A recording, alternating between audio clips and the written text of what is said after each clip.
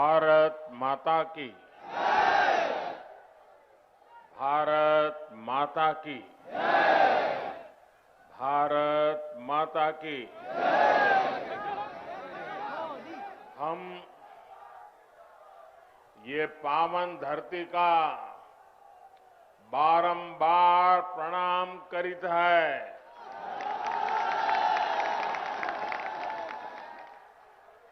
आज हमें आदि शक्ति मां पाटेश्वरी की पावन धरती और छोटी काशी के नाम से विख्यात बलरामपुर की धरती पर फिर आवे के मौका मिला।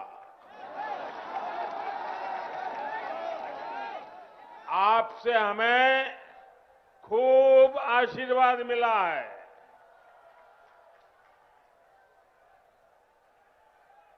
यूपी की राज्यपाल श्रीमती आनंदीबेन, यूपी के ऊर्जावान, कर्मठ, लोकप्रिय मुख्यमंत्री योगी आदित्यनाथ जी, उप मुख्यमंत्री श्रीमान केशव प्रसाद मौर्य जी, केंद्रीय मंत्री गजेंद्र सिंह शेखावत, कौशल किशोर जी, राज्य सरकार में मंत्री महेंद्र सिंह, रमापति शास्त्री, मुकुट बिहारी वर्मा, ब्रजेश पाठक, आशुतोष टंडन, बलदेव ओलाद जी, श्री पलटूराम जी, मंच पर उपस्थित सभी संसद के मेरे साथीगण, सभी आदरणीय विधायकगण, जिला पंचायतों के सदस्य और मेरे प्यारे भाइयों और बहनों,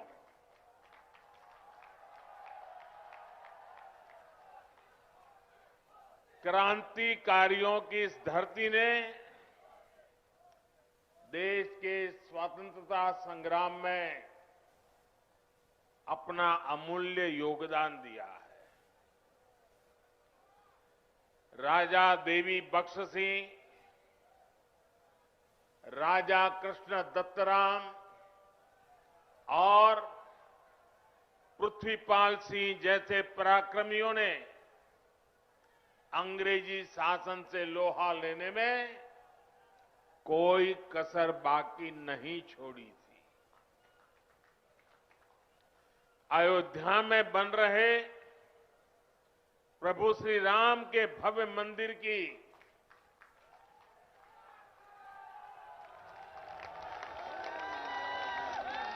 जब जब बात होगी, बलरामपुर रियासत के महाराजा पाटेश्वरी प्रसाद सिंह के योगदान का उल्लेख जरूर होगा। बलरामपुर के लोग तो इतने पारखी है कि उन्होंने नानाजी देशमुख और अटल बिहारी वाजपेयी के रूप में दो भारत रत्नों को गढ़ा है, उन्हें संवारा है। साथियों, राष्ट्र निर्माताओं और राष्ट्र रक्षकों की इस धरती से मैं आज देश के उन सभी वीर योद्धाओं को भी श्रद्धांजलि दे रहा हूं जिनका 8 दिसंबर को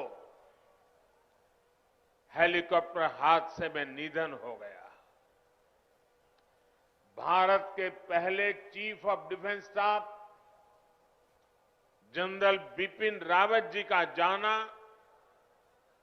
हर भारत प्रेमी के लिए, हर राष्ट्र भक्त के लिए बहुत बड़ी क्षति है।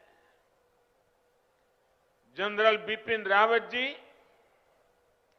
जितने जांबाज थे,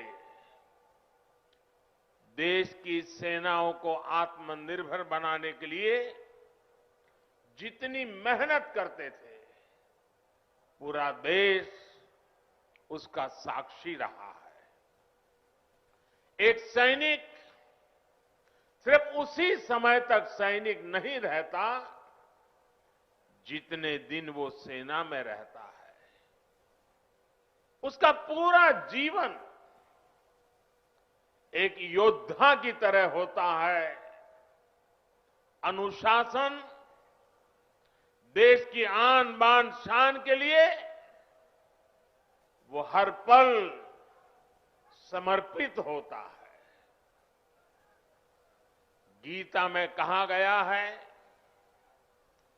नैनम छिदन्ति शस्त्राणि, नैनम दहति पावकः, ना शस्त्र उसे छिन्न भिन्न कर सकते हैं, ना अग्नि उसे जला सकती है।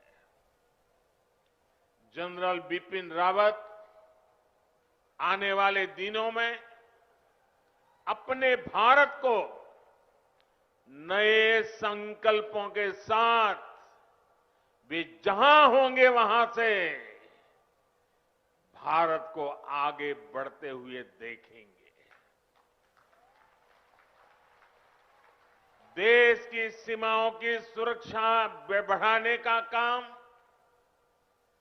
बॉर्डर इंफ्रास्ट्रक्चर को मजबूत करने का काम, देश की सेनाओं को आत्मनिर्भर बनाने का अभियान, तीनों सेनाओं में तालमेल सुदृढ़ करने का अभियान, ऐसे अनेक काम तेजी से आगे बढ़ता रहेगा।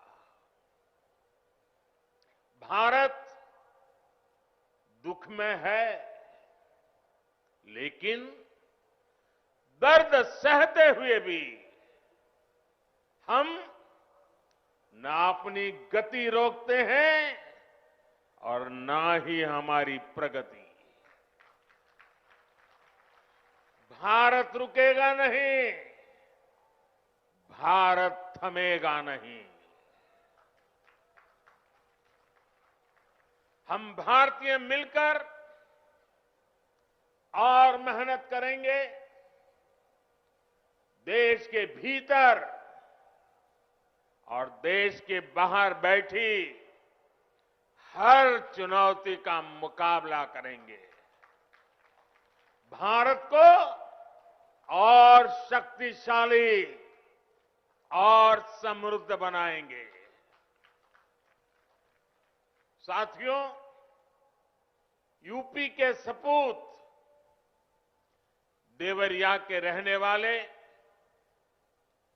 ग्रुप कैप्टन वरुण सिंह जी का जीवन बचाने के लिए डॉक्टर जी जान से लगे हुए हैं।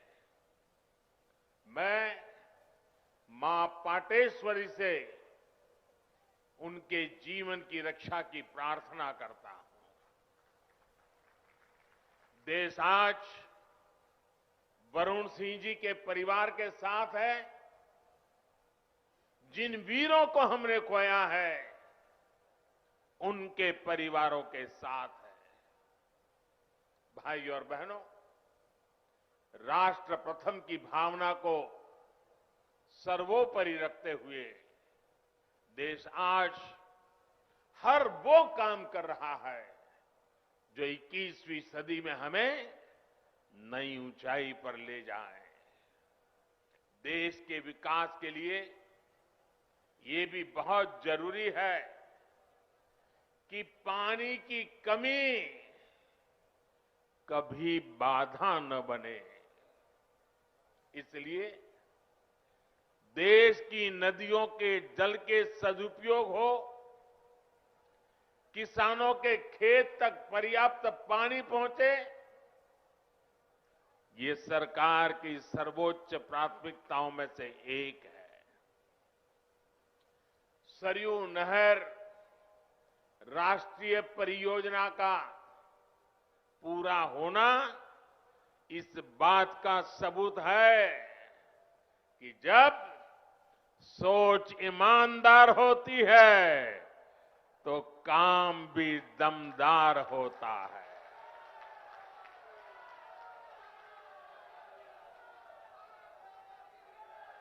दशकों से आप इसके पूरे होने का इंतजार कर रहे थे।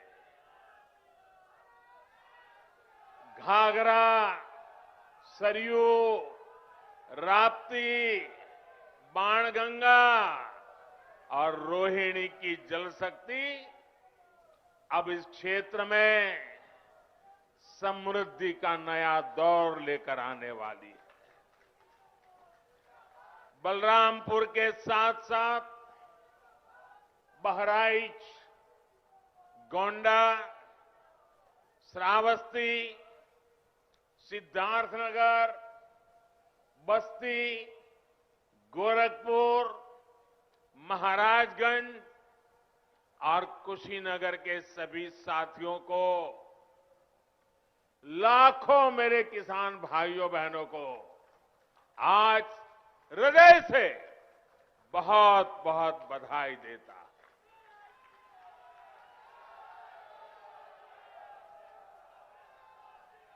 बारिश के मौसम में इस क्षेत्र में जो परेशानियां आती हैं उनका हल निकालने में इससे मदद मिलेगी।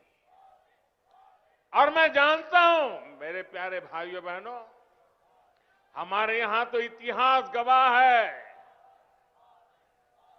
अगर किसी ने प्यासे को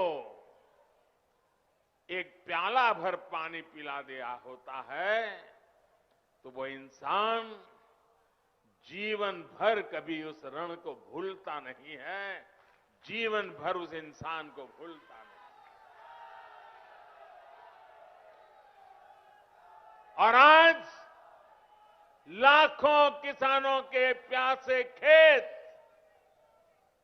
जब पानी प्राप्त करेंगे, मुझे पक्का भरोसा है आपके आशीर्वाद जीवन भर हमें काम करने की ताकत देंगे, आपके आशीर्वाद हमें नई ऊर्जा देंगे। भाइयों बहनों, आज मैं ये भी कहना चाहूंगा, विशेष रूप से वो किसान जिनके पास 2 हेक्टेयर से कम भूमि है, उनके लिए सिंचाई की ये व्यवस्था जीवन बदलने वाली होती है।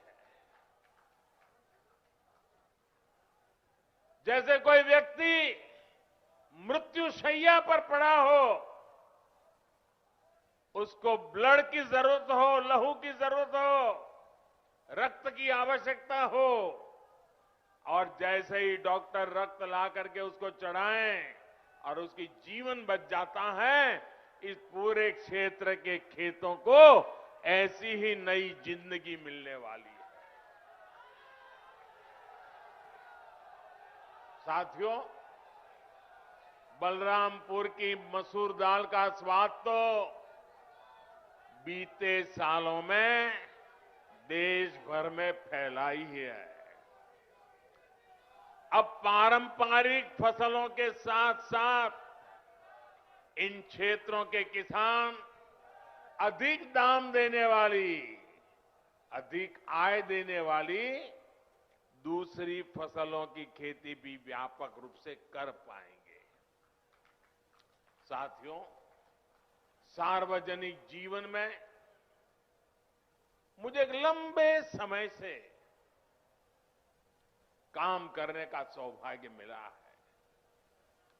मैंने पहले की कितनी ही सरकारें देखी है, उनका कामकाज भी देखा है। इस लंबे कालखंड में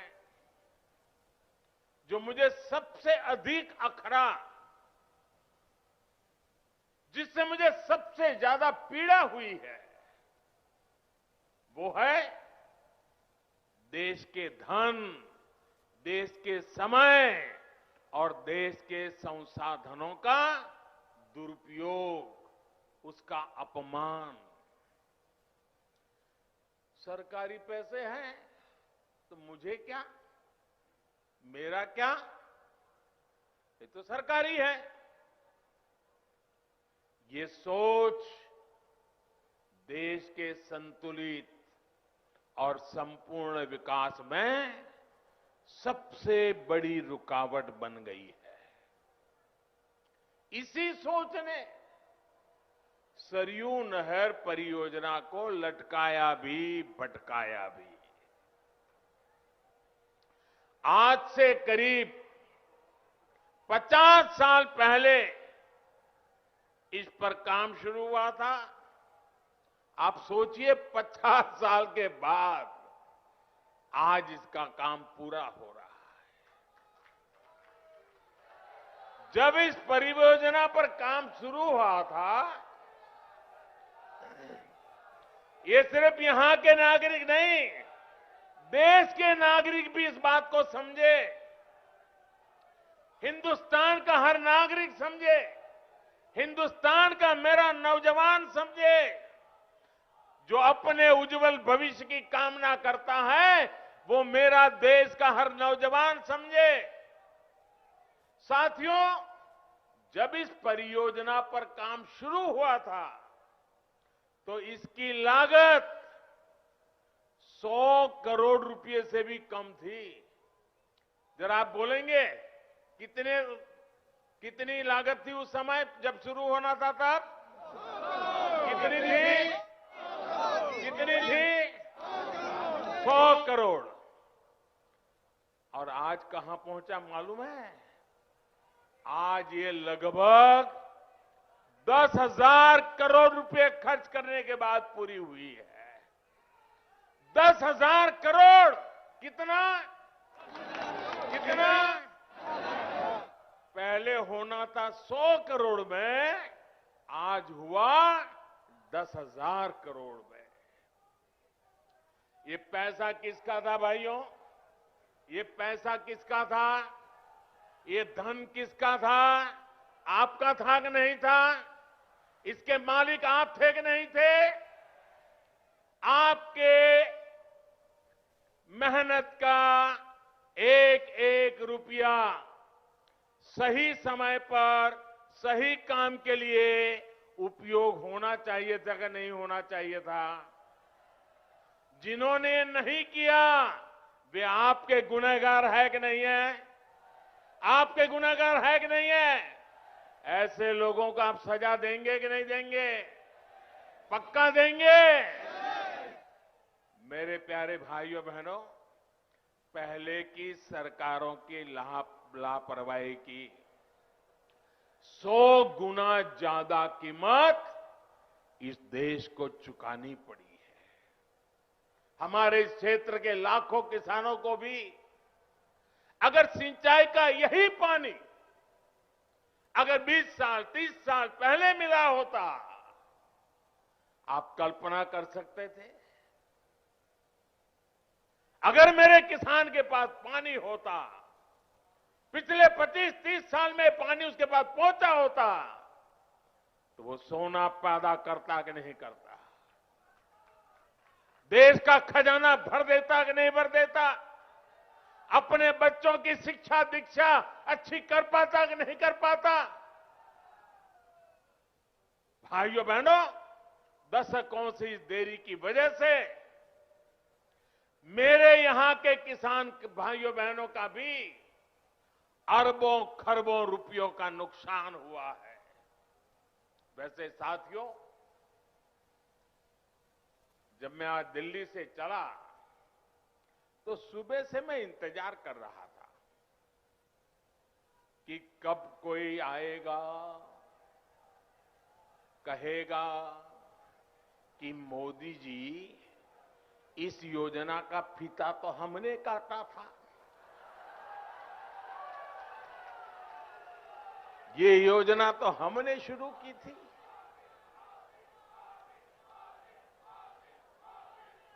कुछ लोग हैं जिनकी आदत है ऐसा कहने की।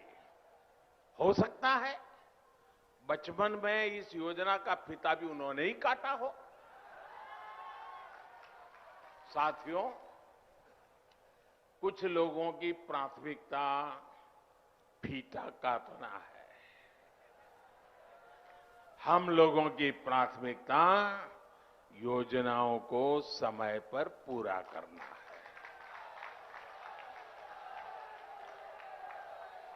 2014 में जब मैं सरकार में आया था तो ये देखकर हैरान था कि देश में सिंचाई की 99 बड़ी परियोजनाएं, 99 परियोजनाएं जो देश के अलग अलग कोनों में दशकों से अधूरी पड़ी है। हमने देखा कि सरयू नहर परियोजना में कितनी ही जगहों पर नहरें आपस में जुड़ी ही नहीं थी, पानी आखिरी छोर तक पहुंचाने की व्यवस्था ही नहीं थी। सरयू नहर परियोजना में जितना काम 5 दशक में हो पाया था, उससे ज्यादा काम हमने 5 साल से पहले करके दिखाया है।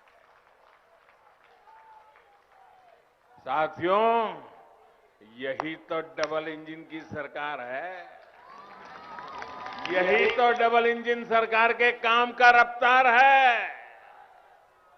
और आप याद रखिए, योगी जी के आने के बाद हमने बाण सागर परियोजना का लोकार्पण किया।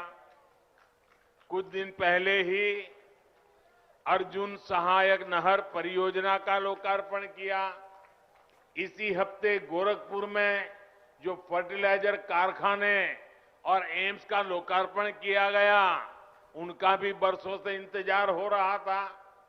कुशीनगर इंटरनेशनल एयरपोर्ट की भी फाइलें बरसों से चल रही थी, लेकिन इस एयरपोर्ट को भी शुरू करवाने का काम डबल इंजन की सरकार ने ही किया है।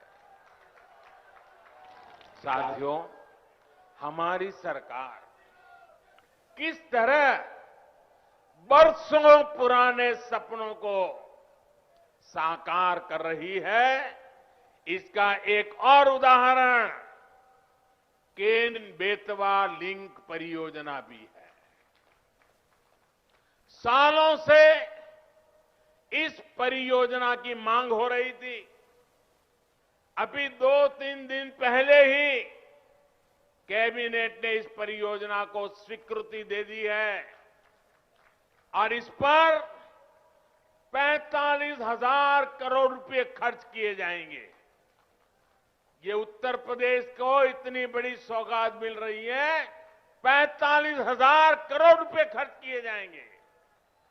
ये परियोजना बुंदेलखंड को जल संकट से मुक्ति दिलाने में बड़ी भूमिका निभाएगी।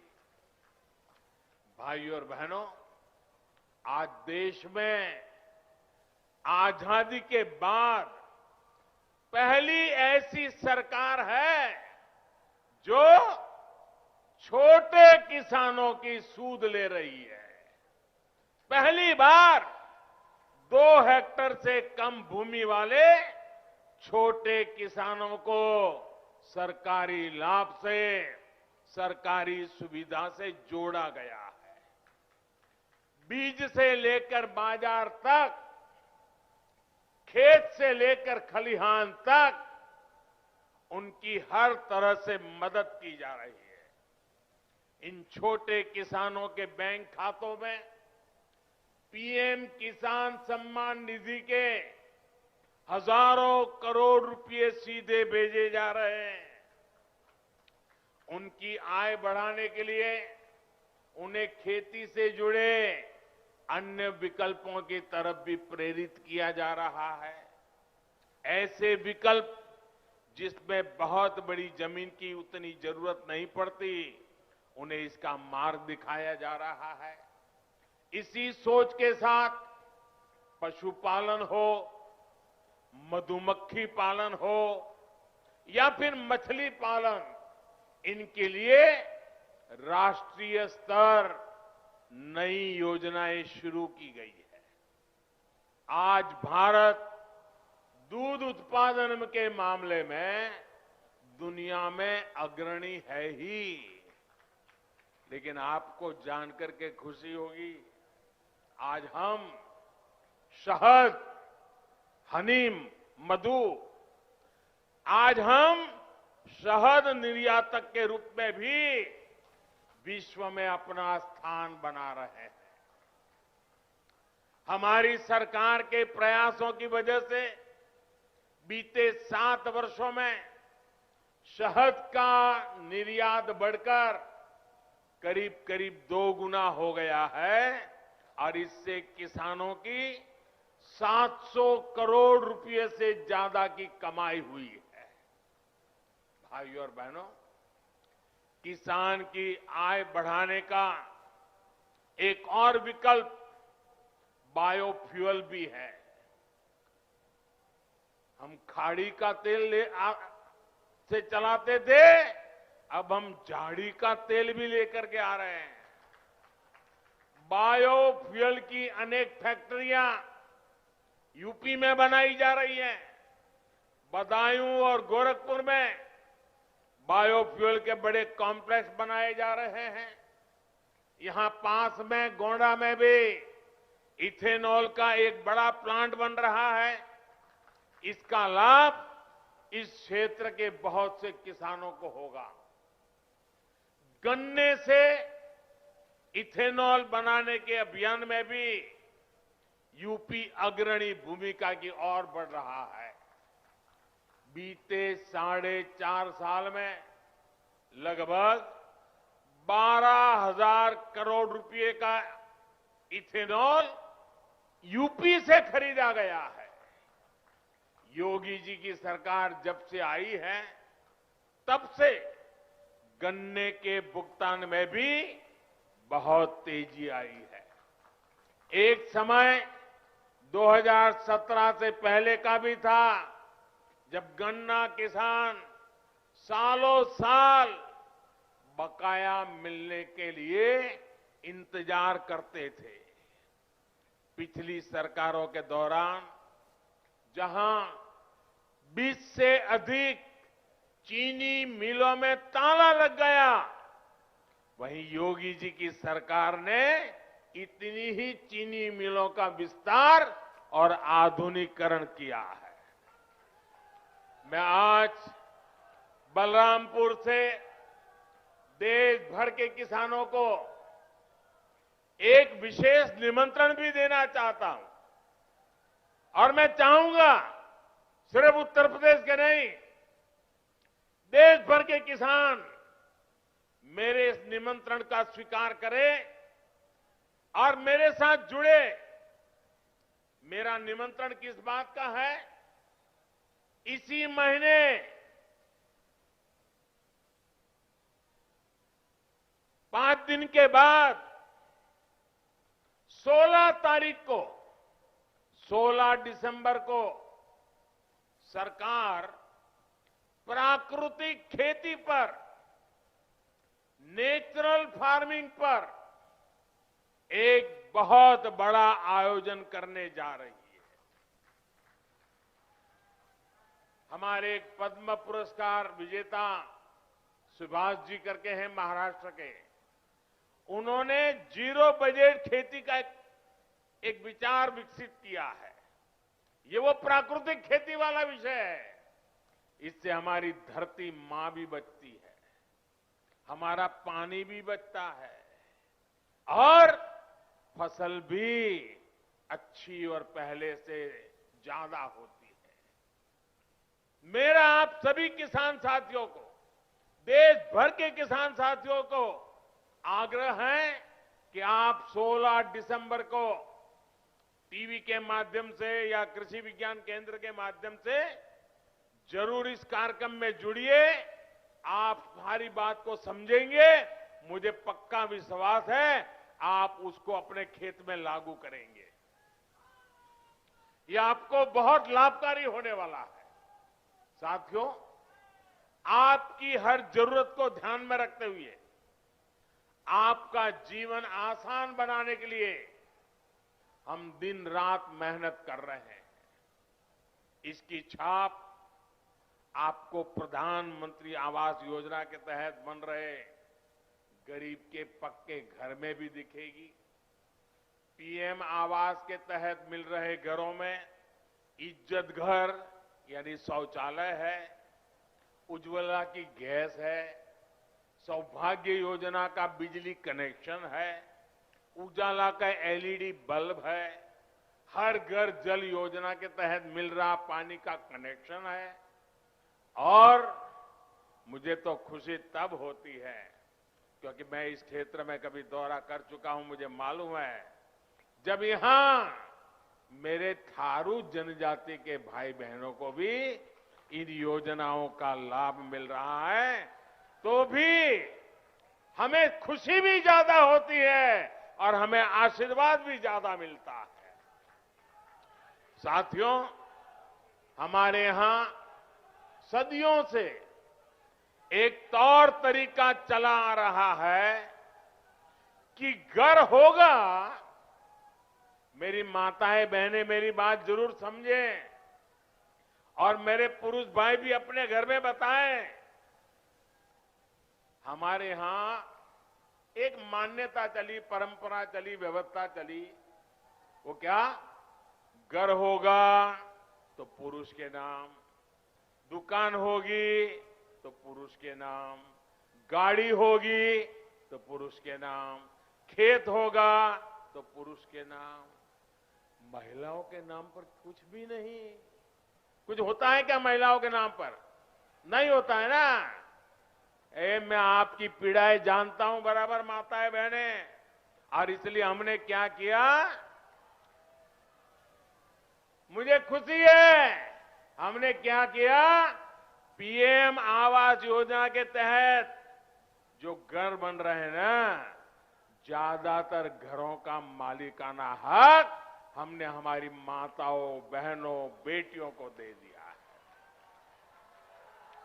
इस वजह से देश में ऐसी बहनों की संख्या में बहुत अधिक वृद्धि हुई है जिनके अपने नाम पर कम से कम एक प्रॉपर्टी तो है।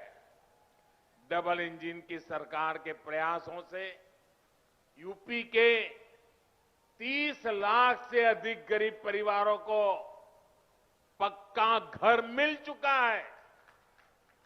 आने वाले दिनों में और भी ज्यादा नए घर बनाने के लिए अभी हमारी सरकार ने 2 लाख करोड़ रुपए से अधिक का प्रावधान किया है। यानी जिनको अभी तक पक्के घर नहीं मिले उन्हें आने वाले समय में भी जरूर मिलेंगे। साथियों, जब सरकार संवेदनशील हो, गरीबों की सुनती हो, उनका दुख दर्द समझती हो तो फर्क आता ही है। आता है कि नहीं आता है? फर्क आता है कि नहीं आता है? फर्क आता है कि नहीं आता है? अभी देश 100 साल में आई सबसे बड़ी महामारी से लड़ रहा है। कोरोना आने के बाद हर कोई यही सोच रहा था कि क्या होगा, कैसे होगा। हर किसी ने कम अधिक मात्रा में कोरोना की वजह से कष्ट सहा, लेकिन साथियों, इस कोरोना काल में हमने पूरी ईमानदारी से प्रयास किया है कि कोई गरीब भूखा न सोए। और अभी इसलिए पीएम गरीब कल्याण अन्न योजना के तहत मिल रहे मुफ्त राशन के अभियान को होली से आगे तक बढ़ा दिया गया है।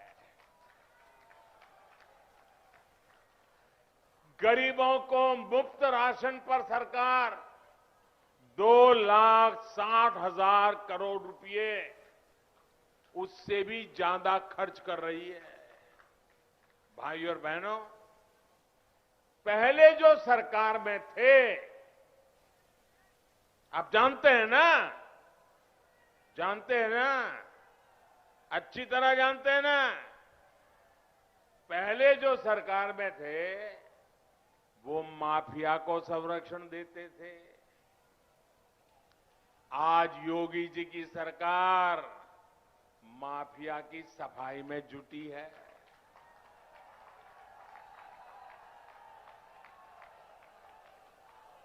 तभी तो यूपी के लोग कहते हैं फर्क साफ है। पहले जो सरकार में थे वो बाहुबलियों को बढ़ाते थे। आज योगी जी की सरकार गरीब, दलित, पिछड़े और आदिवासी सभी को सशक्त करने में जुटी है।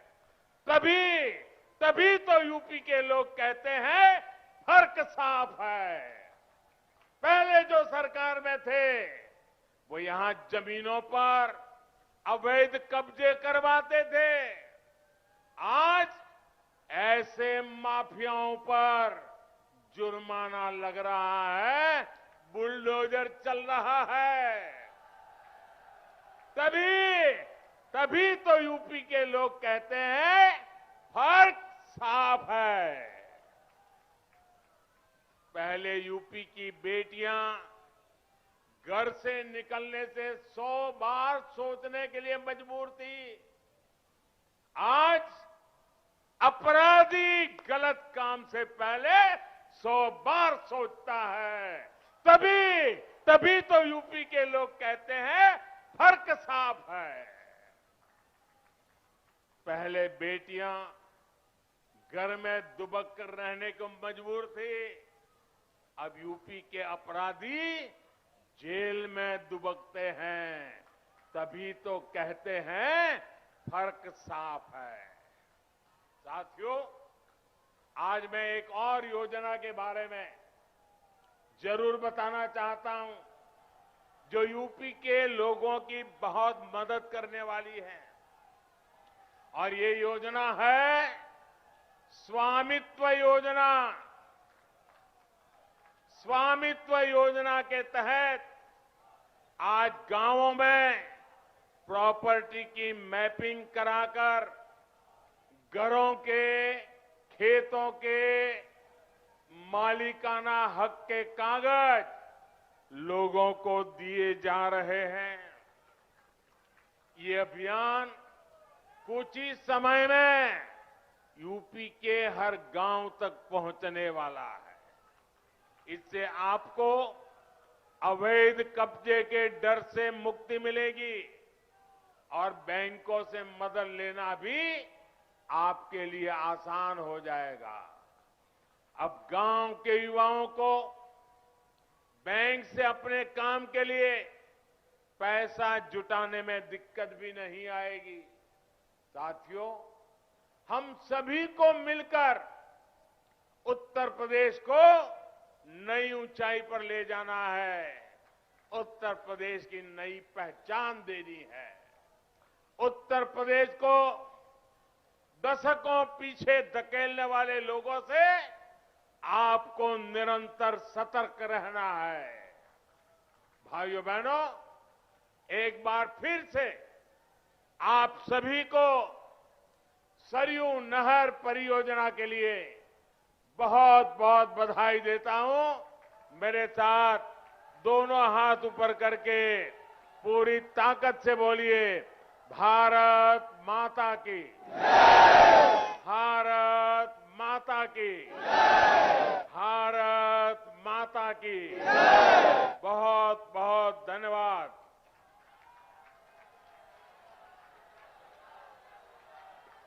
बहुत बहुत धन्यवाद माननीय